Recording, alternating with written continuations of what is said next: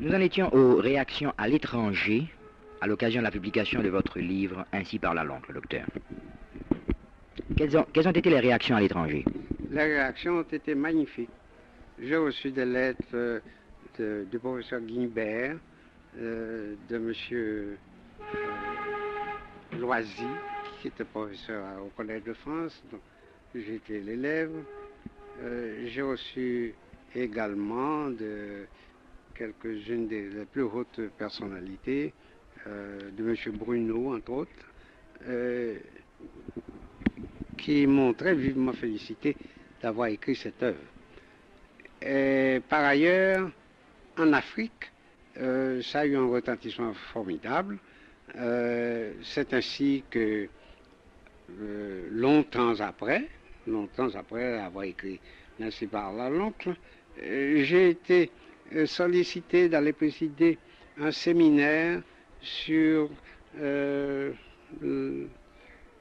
l'action de la religion sur la formation de la personnalité africaine à Abidjan, à Côte d'Ivoire. Et là, n'est-ce pas, j'ai eu l'honneur de rencontrer des savants venus de toutes parts, d'Asie, d'Europe, notamment de France, d'Angleterre, de Suisse, d'Allemagne. J'ai eu l'occasion de rencontrer d'anciens amis comme Herskovitz, par exemple. J'ai eu également l'occasion de voir des personnalités africaines de premier ordre, l'archevêque catholique de Ghana et son vicaire, des pasteurs protestants, des évêques protestants, une foule de religieux, des jésuites, des dominicains, qui tous m'ont fait le plus chaleureux accueil à propos de Ainsi parla l'oncle. De sorte que je peux dire que le livre a été extrêmement bien accueilli. La preuve, c'est que jusqu'à ce temps dernier, je parle de l'année 1961, il y a un livre qui a été écrit par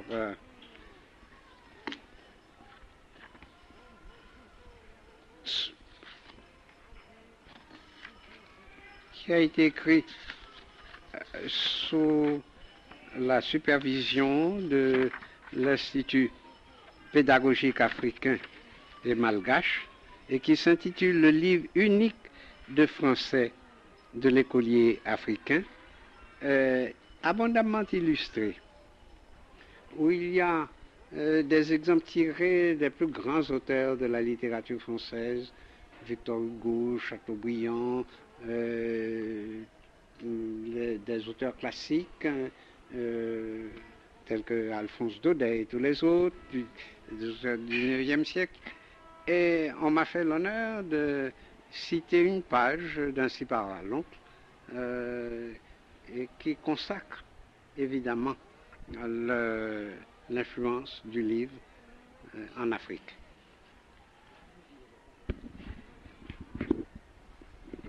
Cette année, vous aurez 89 ans, 88 ans, docteur. C'est un bel âge. Dites-nous, quel est votre secret de longévité? Quel régime suivez-vous pour rester jeune aussi longtemps? À la vérité, je me demande si j'ai suivi exactement un régime diététique, mettons. J'ai été très maladif dans ma prime jeunesse.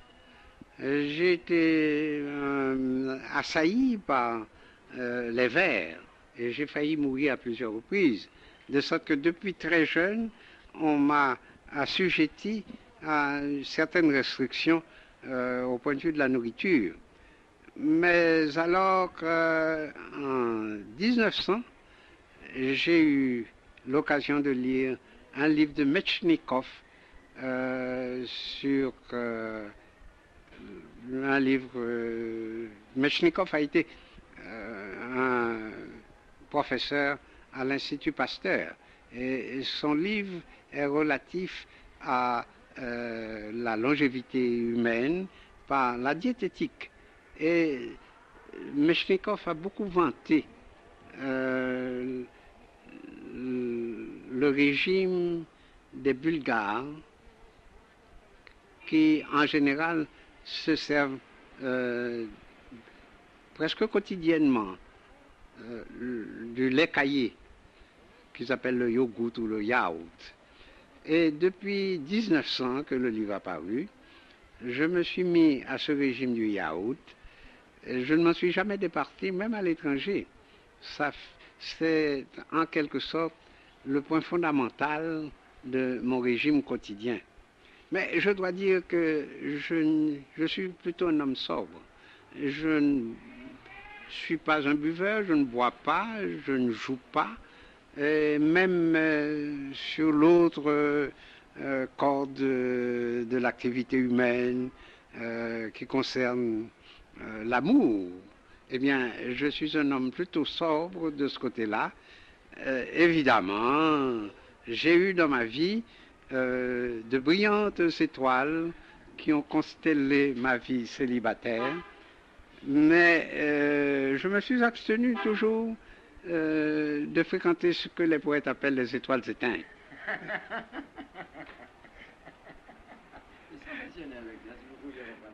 Mais est-ce que vous fumez, docteur? Je ne fume pas. Voilà un régime qui sera certainement suivi par tous ceux qui veulent arriver à 90, 92 ans, parce que nous espérons bien, docteur, que vous serez encore avec nous une dizaine d'années. Mais à cet âge, docteur, vous ne travaillez plus. Vous avez pris votre retraite intellectuelle. Non, docteur? Non, non, certainement. Non. Et vous êtes témoin en ce moment-ci que j'ai un manuscrit. J'ai déjà écrit depuis 2 ans quelques 500 pages de ma grosse écriture. J'ai 5 cahiers de 100 pages sur la vie d'un homme considérable. Je parle d'Antonov Firmin. Et je n'ai pas encore fini, je suis arrivé peut-être aux 2/3 de cette vie et je m'empresse de dire que j'espère que cette année, si je ne meurs pas avant, n'est-ce pas, j'aurai achevé le livre. Mais il m'arrive le plus souvent de travailler 8 heures d'affilée et je n'ai pas de secrétaire. Je suis obligé moi-même de faire mon bouillon, de revoir ce bouillon quelquefois qui est très difficile à comprendre parce que c'est surchargé de ratures, et alors de remettre au propre. Puis c'est quand j'aurai fini complètement de transcrire peut-être les 600 ou les 700 pages que je remettrai le livre à la dactylographie. Et alors à ce moment-là, n'est-ce pas, je pourrai peut-être tâcher de le publier. Je me demande si j'y arriverai, parce que tu sais que dans ce pays, éditer un livre est une affaire extrêmement difficile. Il faut beaucoup d'argent et quelquefois le livre n'est pas vendu. Je ne peux pas me plaindre puisque en réalité j'ai eu quelques-uns de ce qu'on appelle des best-sellers.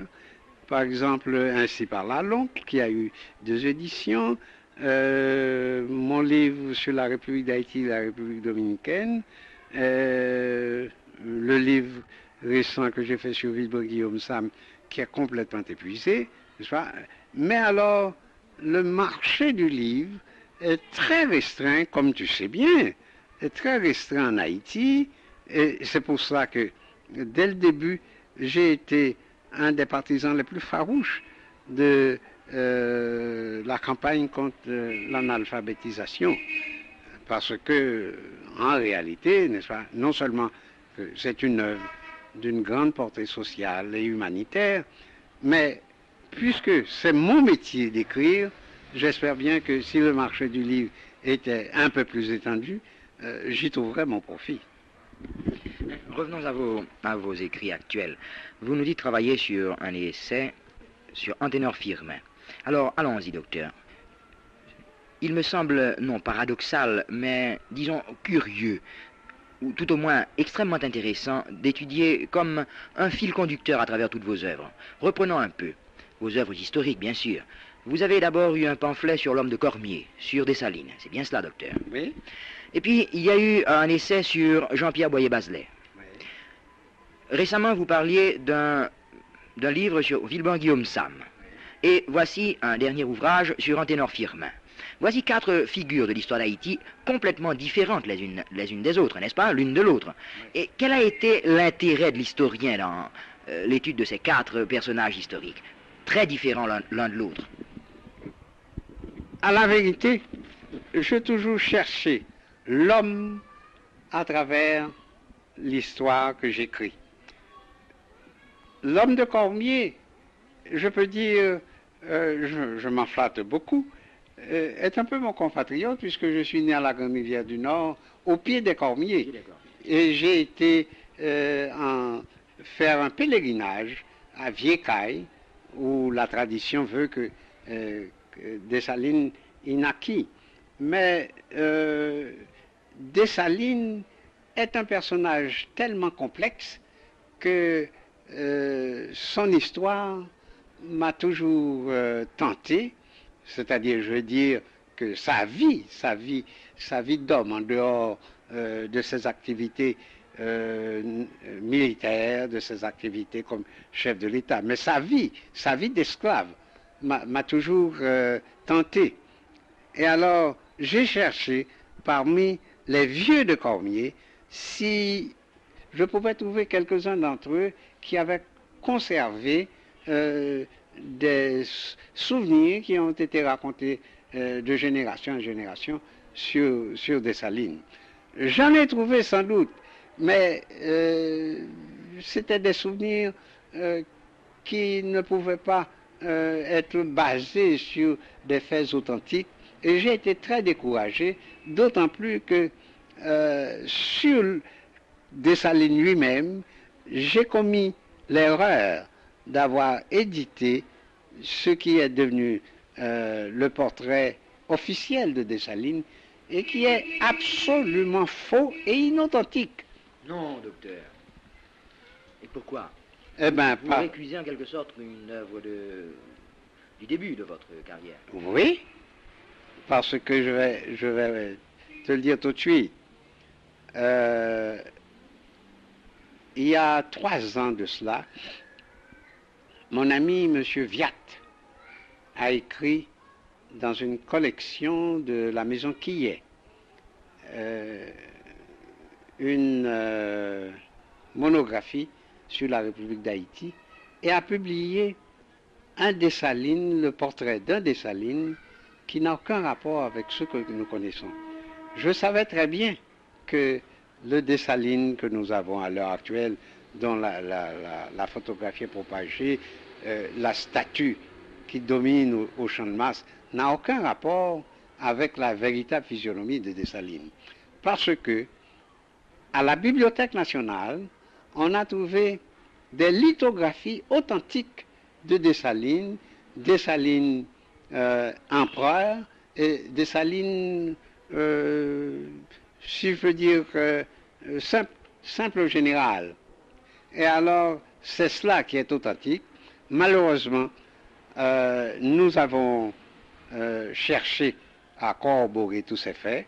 Il y a notamment nos amis Edmond Mangonès et Placide David qui ont beaucoup travaillé là-dessus.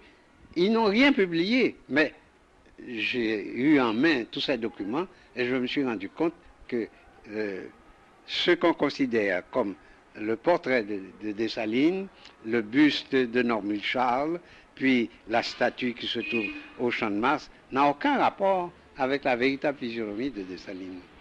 Et je crois que lorsqu'il s'est agi en 1904 de faire un buste officiel de Dessalines, le vieux nom Alexis s'est adressé à un descendant authentique de Dessalines qui était qui était un marchand qui s'occupait beaucoup de choses funéraires. Il était établi dans la rue des Fontforts. Et alors, on l'a fait poser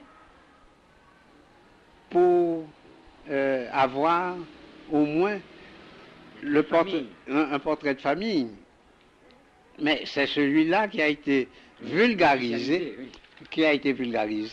et qui n'a rien en réalité le réel des Pourrions-nous trouver sa lithographie, docteur? Je pourrais pas faire une photographie pour la projeter à la télévision. Oui, oui. Ça serait intéressant. Oui, oui. Puis-je trouver une lithographie chez Mangonès? C'est bien, ça Thérèse, on ira. Hein? Oui, chez Mangonès. On va y aller. Oui, oui. Ah oui. Ah oui. Oui, oui, chez Mangonès. Oui, c'est intéressant. Mais moi, j'ai compris, quand vous avez protesté violemment tout à l'heure à propos de votre plaquette sur l'homme de Cormier, je n'ai pas pensé seulement au portrait physique. Je pensais que l'idée que vous faisiez de Dessalines... Ah non, non, non, non, non, non, non, non, non, l'idée reste... disons le portrait moral, oui, matériel de Dessalines. Matériel de Dessalines, l'idée reste vraie. Je dois dire que si je n'ai pas continué à écrire toute la vie de Dessalines, c'est que les documents sont extrêmement rares. D'abord, j'ai écrit à la Bibliothèque nationale pour savoir s'il y avait des documents relatifs à sa vie d'esclave. On m'a répondu qu'il n'y en avait pas. J'ai été moi-même faire des démarches aux archives de France. Je n'ai pas pu trouver de documents. Et alors ça m'a découragé. Je n'ai pas voulu écrire une œuvre romancée. C'est pour ça que je n'ai pas écrit la suite de ce que j'avais commencé, parce que en réalité je n'ai parlé que de Cormier. Oui, je comprends. Alors nous en étions justement à ce fil conducteur. Vous nous avez parlé de l'homme de Cormier et vous avez aussi écrit sur Jean-Pierre Boyer-Bazelet. Voici deux figures qui sont absolument opposées l'une à l'autre, n'est-ce pas? Oui, Jean-Pierre Boyer-Bazelet m'a très vivement intéressé.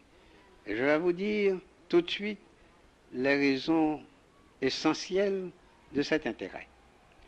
Mon père a été un libéral et un bassésiste. Je suis né en 1876. Mon père a trouvé rien de bien mieux à faire que de me donner le prénom d'un homme qui était un bassésiste farouche, c'est-à-dire Price, qui était à ce moment-là président de la Chambre. Et mon père... Hannibal Price. Et mon père m'a souvent parlé de Bazelet comme étant le type de l'honnête homme, le type de l'homme qui avait voulu en réalité être président de la République pour avoir un programme d'action sociale qui n'est pas en rapport avec la propagande qu'on a faite de lui, puisqu'il était très clair, il était comme un blanc, n'est-ce pas? Et alors que ça m'a très vivement intéressé quand j'ai trouvé les documents dont j'ai fait état pour expliquer un peu ce qui s'est passé à Miragoâne. Et j'ai noté, je crois avoir beaucoup déçu les hommes qui croyaient que, en réalité, Boyer-Bazelet fut un révolutionnaire comme un autre.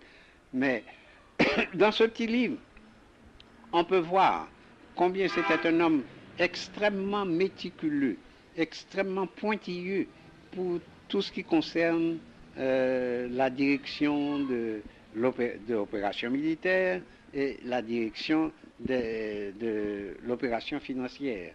Le moindre petit billet était conservé et on peut dire que ça constitue pour lui un document unique d'honnêteté.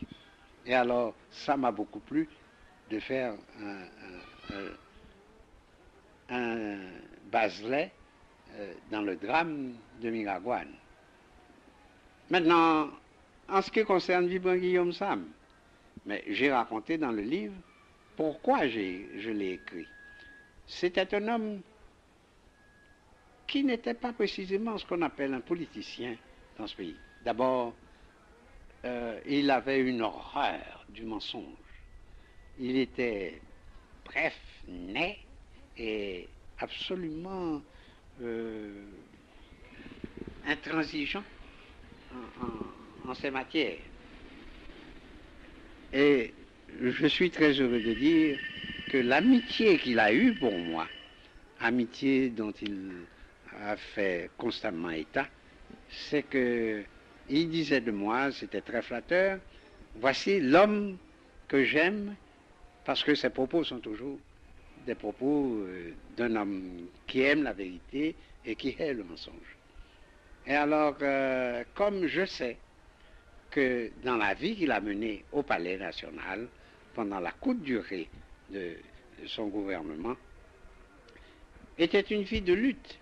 Et que, en réalité, selon son sentiment propre, s'il avait donné l'ordre à Charles Oscar de faire fusiller ces gens-là, il n'aurait pas menti, il aurait dit oui, j'avais donné l'ordre.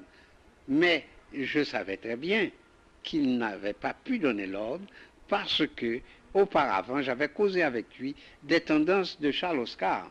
Et il m'avait toujours dit, mais Charles Oscar n'est pas fou pour commettre des choses dont vous me parlez, dont, que vous craignez de la part de Charles Oscar.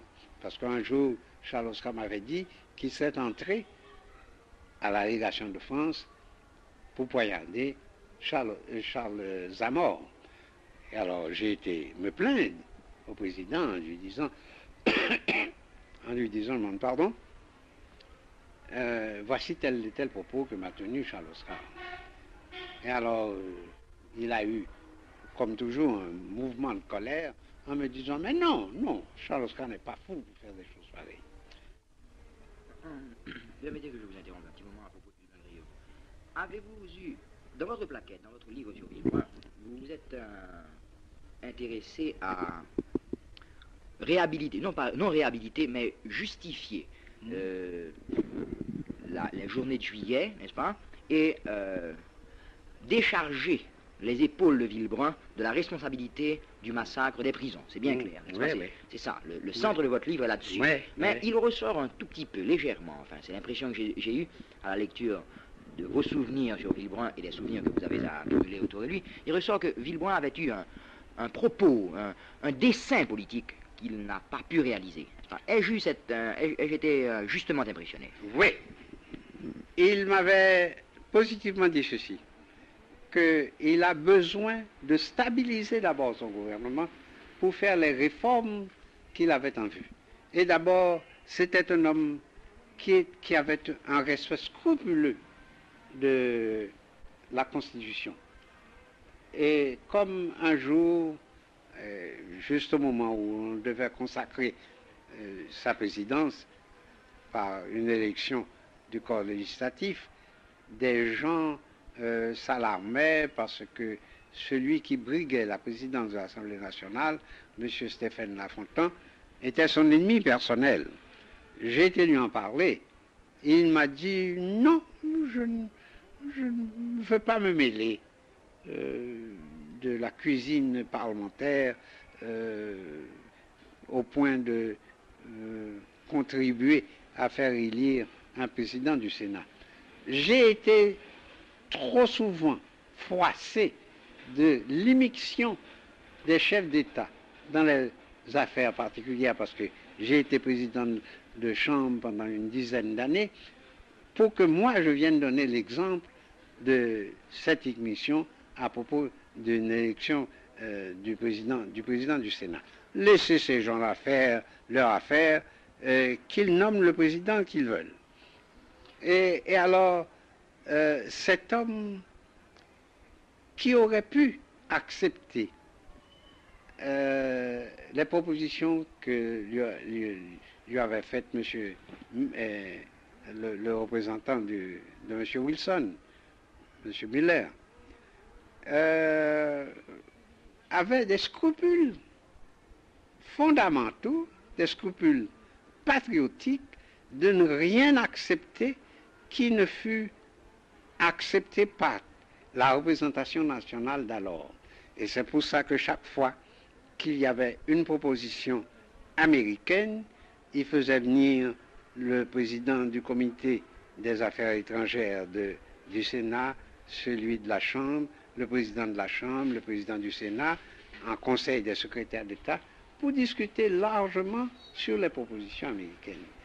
En réalité, je crois que c'est un homme qui aurait fait un chef d'État tout à fait digne parce que il avait été froissé, il avait été humilié, il avait été profondément crucifié de cette affaire de la consolidation. Et alors, il voulait se racheter devant le public comme l'un de ses prédécesseurs, je parle de Cincinnatus Lecomte, qui était aussi un consolidaire.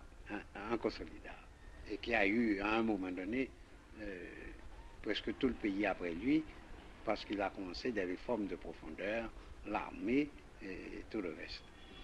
Alors, moi je continue ma petite idée au sujet de vos 4 figures historiques. C'est une idée qui m'est venue en lisant vos études historiques. Vous voyez, c'est pourquoi je vous ai posé cette question, docteur. Bien sûr, on ne va pas le dire de cette façon. Mais vous voyez, Dessalines, qui après 2 ans, il n'a passé que 2 années au pouvoir, enfin au pouvoir indépendant. Dessalines donc, chef d'État, 2 années. Villebranche-Guillaume, quelques mois, comme chef d'État. Ce sont les 2 chefs d'État qui vous ont intéressé. Ensuite, un chef politique, Boyer-Bazelet, qui n'est jamais arrivé à l'exercice du pouvoir, ainsi qu'Anténor Firmin. Voici 4 figures d'échecs politiques. Est-ce que ce n'est pas l'échec politique, l'échec chez l'homme politique qui vous a attiré, qui vous a fasciné dans ces 4 œuvres? Mais tu as entièrement et absolument raison. J'ai cherché à mettre en évidence pourquoi, depuis l'indépendance jusqu'à nos jours, il y a constamment cet échec politique. Et j'en suis arrivé à cette conclusion un peu amère que nous mettrons encore très longtemps avant d'arriver. Docteur, ça, je ne peux pas enregistrer ça. Ça, je ne peux pas enregistrer ça, docteur. Oui, bien sûr, regardez le document. Non, mais vous voyez ce que je veux dire. Moi, c'est ça qui m'a frappé. Et je voulais vous poser la question, n'est-ce pas? Si, à un certain moment, l'idéaliste, disons l'homme qui a un certain idéal pour son pays, n'est-ce pas, n'arrive pas à se buter contre une réalité qui est trop forte, trop puissante et qui finit par l'abattre. Mais ça, je peux le garder, n'est-ce pas? Cette notion d'échec, n'est-ce pas, qui est le fil conducteur de vos œuvres. Le fil conducteur. Bon, alors maintenant, envisageons l'aspect... Ah oui, il y a un autre aspect, n'est-ce pas? On va s'attarder un petit peu sur Firmin parce que, étant donné que vous n'avez pas publié, j'aurais aimé quand même avoir la primeur de certaines découvertes. Vous voyez ce que je veux dire, n'est-ce pas?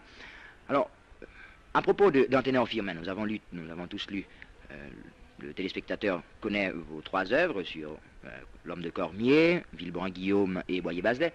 Mais à propos d'Anténor Firmin, quelle est la nouvelle lumière que votre œuvre actuelle jettera sur la figure de Firmin? Comment voyez-vous vous-même Anténor Firmin? Je compte démontrer qu'Anténor Firmin a été un homme extraordinaire par sa personnalité vigoureuse, tant au point de vue intellectuel qu'au point de vue politique.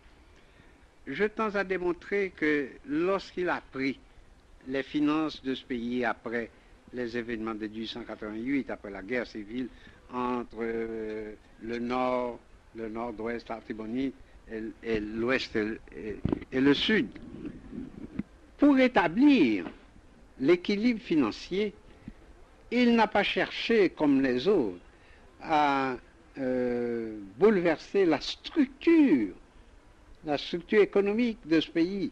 Il n'en aurait pas eu le temps.